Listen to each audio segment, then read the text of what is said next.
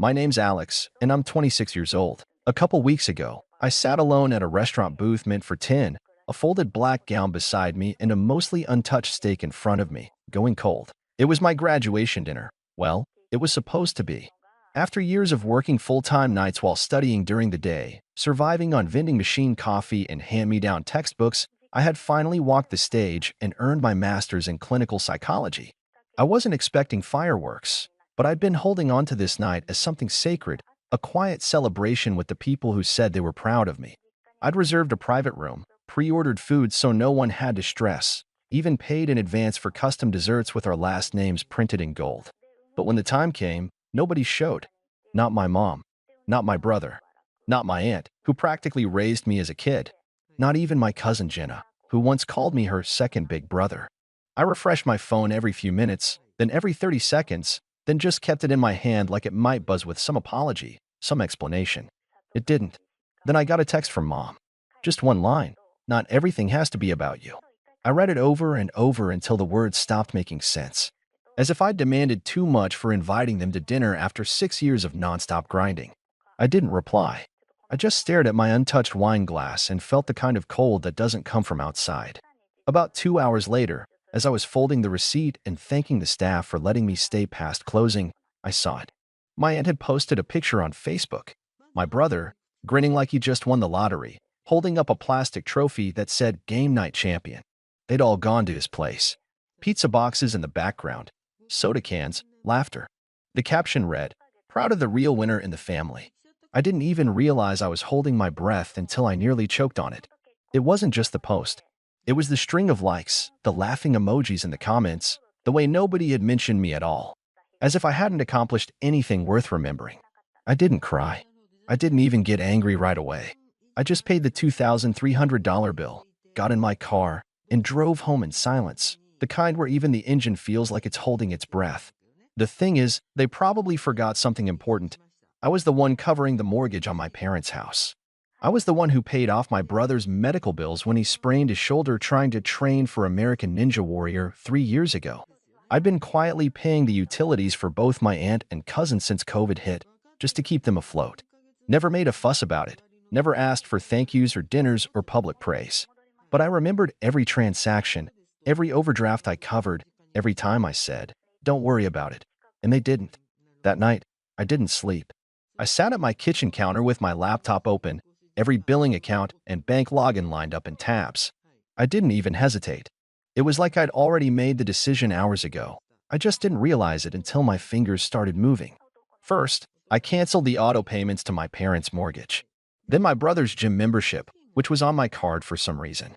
Then the utilities, the groceries I'd been funding through Instacart for my aunt. Each cancellation felt lighter, like peeling off soaked clothes after a storm. I left no notes, no warnings.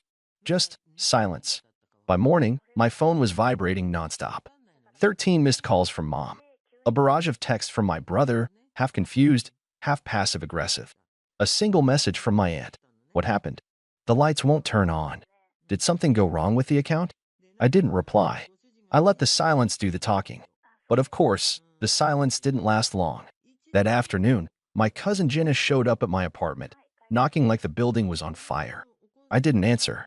I watched through the peephole as she typed something furiously into her phone, then stood back and waited. Moments later, my phone buzzed again. Her text said, "They're freaking out. Your mom's crying. Your brother says he can't believe you do this. You need to fix this, Alex. This isn't you." That's the thing. This was me. The version of me that had finally stopped waiting for the family I kept giving to, hoping one day they'd show up. I had been over backward for years. I paid, I covered, I kept them afloat. And when I wanted one night, just one, to matter, I was told I was selfish for wanting to be seen. Still, something about Jenna's message stung. This isn't you. Like my only role in their lives was to serve them quietly, gratefully, and without complaint. If I stepped outside that role, I was out of line.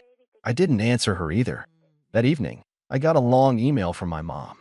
She went on and on about how families fight, how I shouldn't be so sensitive, how they just got caught up in the moment, and didn't realize how important that night was to me. She ended it with, "We've all sacrificed for you over the years. It's not fair to act like you've done everything alone." I read that last line 5 times. Sacrificed? I remembered being 19, working 2 jobs to pay for my textbooks while my brother used my car to go on road trips with his friends. I remembered skipping meals while mom asked me for help with a short-term loan that never got paid back.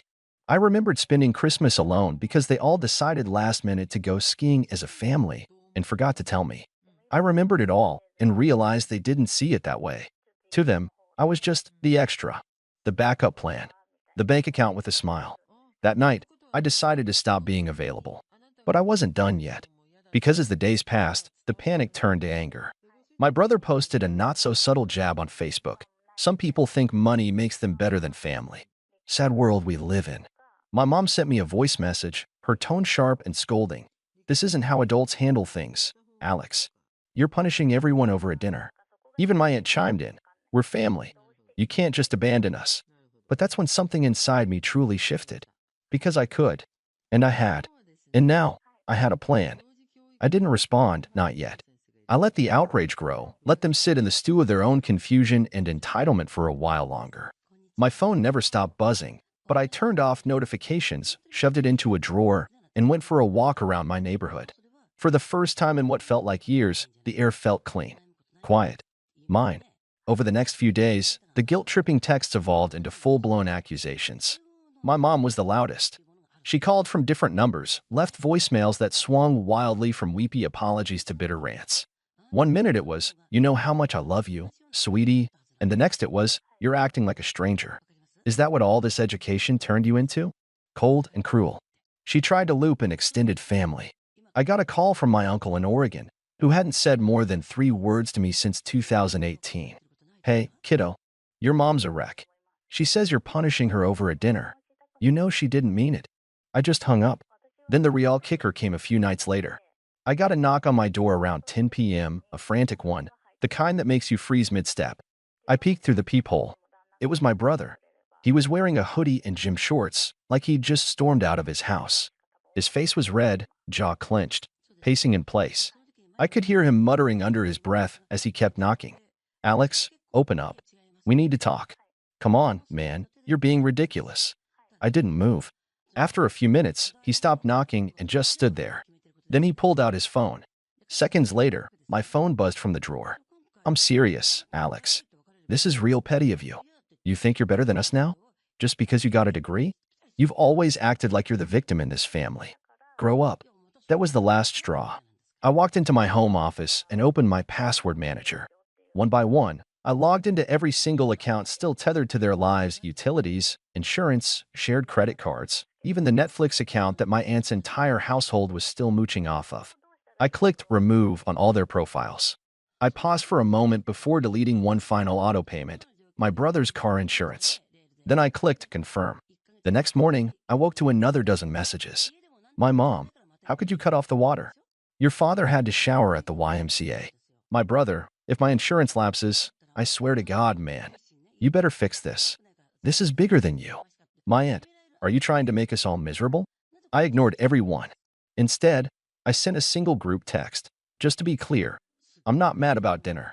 I'm mad because you all showed me exactly how little I mattered unless I was doing something for you. You made a choice that night, and I'm simply following your lead. Take care. For a few hours, there was silence. Then Mom responded, you're breaking this family apart, Alex. I stared at the message for a long time. And then, for the first time in my life, I blocked her. I blocked all of them. But the story didn't end there. Because 10 days later, a letter showed up in my mailbox. Handwritten. No return address. Inside was a card. Generic. Blank on the outside. On the inside, just 6 words, written in sharp, furious handwriting. Hope your degree keeps you warm. No signature. No name. But I knew exactly who it was from. I almost laughed. Almost. Because by now, I'd done more than cut them off financially. I'd started something else. Something quiet. Calculated. You see, over the years of supporting them, I'd accumulated receipts, statements, even voicemails. I'd helped my mom refinance her mortgage once, and in doing so, I'd accidentally discovered she'd taken out a secret personal loan under my name years ago when I was 21. I hadn't thought much of it at the time because I was too broke to even notice. But now, I had the records. And that's when the revenge stopped being emotional. It became strategic. I'd already started the process of reporting identity fraud to the credit agencies. I had proof. It was going to take weeks, maybe months, but I'd be clearing my name and dragging hers through the necessary legal hoops in the process.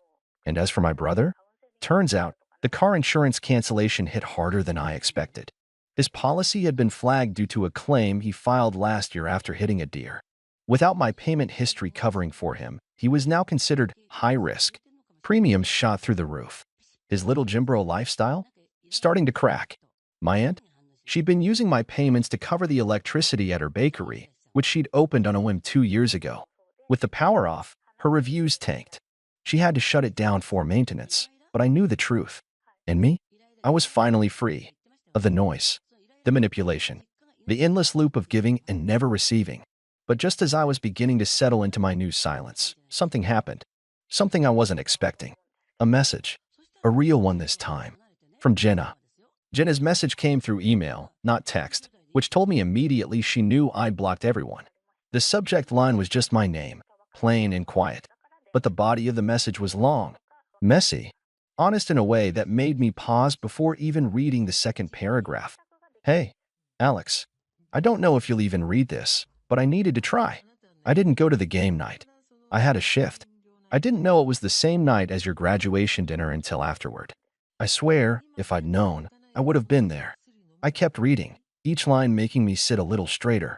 I've been thinking about what happened, about how much you've always done for everyone, about how easy it's been for all of us to take and never ask how you're doing. I guess I just got used to the idea that you'd always be around.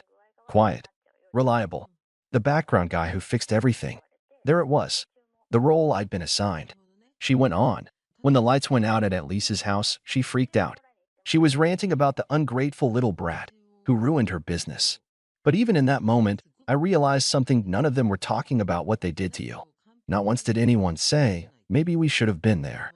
It was all about what they lost, what you took. And that's when I started to get angry, not at you, at them, and at myself. I didn't realize I'd been holding my breath until I read the next part. You didn't just pay for things, Alex. You were the glue. And we all pretended we couldn't see the cracks you were covering up because it was easier to believe that you were fine. But you weren't. And we failed you. I failed you. That part hit harder than I expected. Because until then, I hadn't thought of Jenna as part of the problem. She was always just there, sweet and distant. But reading those words, I saw how deep the rot had gone, not out of cruelty, but complacency. They all got comfortable in the idea that I existed to keep things running. Not to live. Not to celebrate. Just to function. The final paragraph was short. I'm not asking for money. I'm not asking for anything. I just want to say I see it now. I see you. And I'm sorry. I stared at the screen for a long time. It was the first real apology I'd received since the whole thing exploded. And it was from the one person who hadn't even been at the center of the disaster. I didn't know what to do. A part of me wanted to reply right away. Another part wanted to delete it, shut the laptop, and go back to the peace I'd finally earned. But something about the way she'd said, I see you, felt like a splinter working its way out. I didn't reply. Not that night. Instead, I did something else. I drove. Not to my parents' house. Not to my brother's. I just got in the car, turned on the music, and drove out of the city. Away from the places where I'd become invisible. I found a small town an hour out, booked a cheap room at a quiet inn, and left my phone in the glove compartment. I walked until my legs ached. Sat by a lake until the sun dipped below the trees. Watched strangers laugh and talk, none of them knowing me, none of them expecting anything. For once, I didn't feel like a caretaker, or a wallet, or a disappointment for wanting something back. I felt like a person. When I finally returned home 3 days later, I found something unexpected taped to my door. An envelope. No name. Inside was a handwritten note and a photo. The note read, "You didn't deserve what we did. I'm sorry. I know it's late, but I miss you. Please talk to me. Mom." The photo was from my high school graduation. I was standing in the center, diploma in hand, wearing a crooked smile. My mom had her arm around me. My brother was making a stupid face in the background. I'd forgotten that moment even existed. I wanted to feel something, regret, anger, forgiveness. But all I felt was distance. Like the version of me in that photo had belonged to a different life. A different boy. One who still thought his family would show up, no matter what.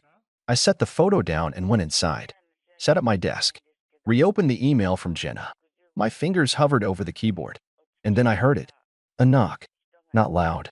Just 3 soft taps. Someone was outside. And I had a feeling I knew exactly who it was. I didn't move right away. The knock came again, 3 soft taps, almost timid this time.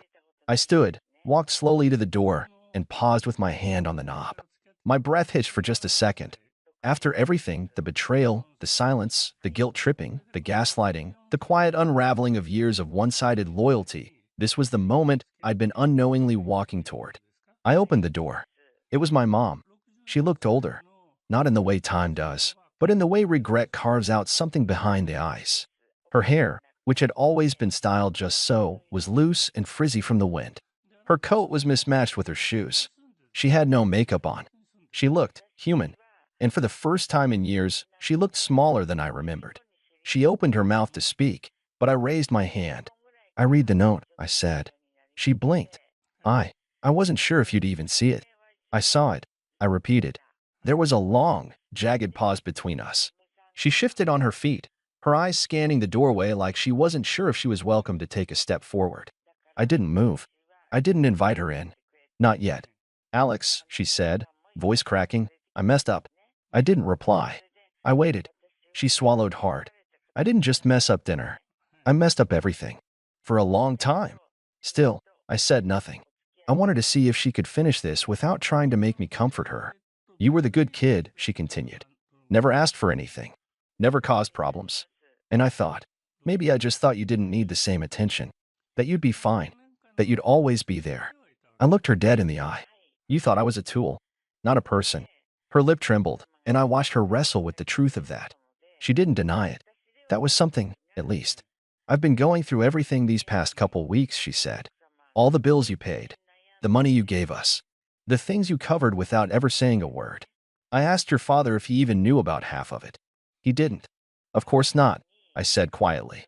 Nobody ever bothered to ask. Tears began to fill her eyes, but I still didn't flinch. I had cried enough for both of us over the years. "I don't deserve forgiveness," she said. "I know that. But I'm here because I needed you to hear me say it. I failed you, Alex. I failed you over and over, and I made it worse by acting like you owed us something. Like your love was conditional on what you could provide. That's not family. That's... I don't even know what that is anymore." She stepped back, suddenly aware of herself. "I don't expect you to let me in. I don't even expect a second chance. I just want you to know. I'm sorry. And if you never talk to me again, I'll still be sorry." I stared at her, quiet. I wasn't angry anymore. I wasn't even bitter. I was just done pretending. "Do you know what the worst part was?" I said finally.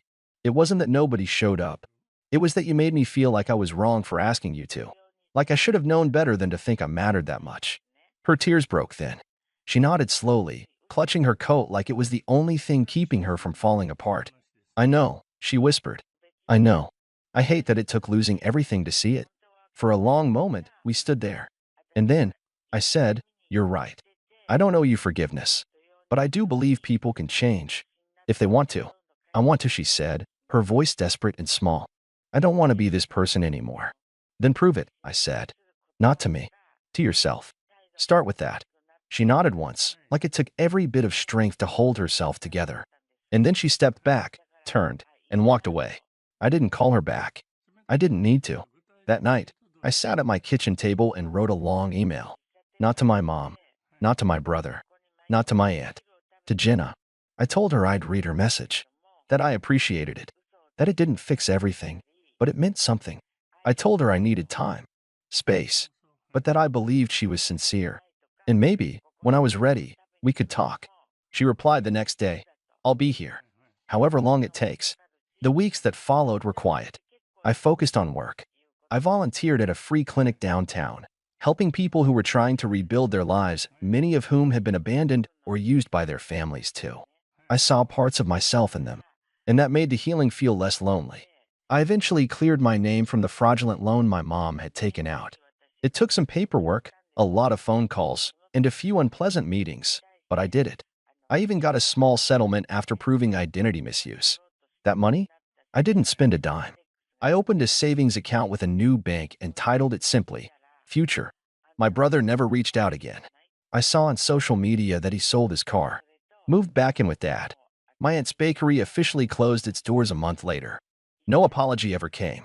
And that was okay, because by then, I'd finally stopped waiting for one. Months passed. Summer faded into fall. And then, on a chilly October morning, I found an envelope in my mailbox. No name, again. But this one wasn't from my mom. Inside was a small card. On the front was a photo of a lake. Serene. Quiet. Inside, the handwriting was familiar. If you ever want to start over, there's a place for you at our table. Not because of what you can bring, just because it's you. Jenna. I held the card for a long time. And for the first time in over a year, I smiled. Because for once, someone didn't want me for what I could give. They wanted me for who I was. And that was enough.